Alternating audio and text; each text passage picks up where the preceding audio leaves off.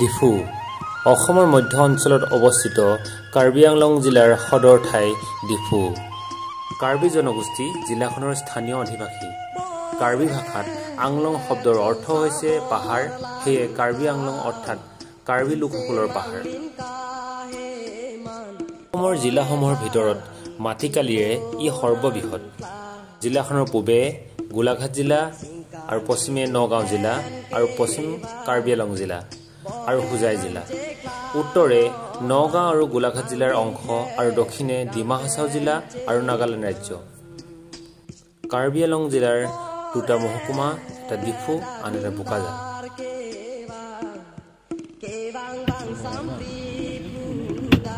1970 চনৰ 2 ফেব্ৰুৱাৰীত এই জিলাক দ্বিখণ্ডিত কৰি ক্ৰমে মিকি পাহাৰ জিলা আৰু উত্তৰ কাছাৰ জিলা গঠন কৰা হয় আৰু 1974 চনৰ 14 অক্টোবৰ তাৰিখে মিকি পাহাৰ জিলাৰ নাম সলনি কৰি কাৰ্বি আংলং জিলা গঠন কৰা হয়।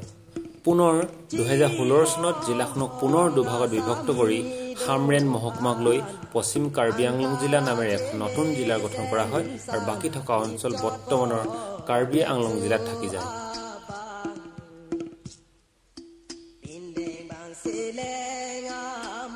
ব্ৰিটিছ শাসনৰ আগতে বৰ্তমানৰ কাৰ্বি আংলং জিলাৰ ভূখণ্ড ডিমাছা ৰাজ্যৰ অধীনত আছিল।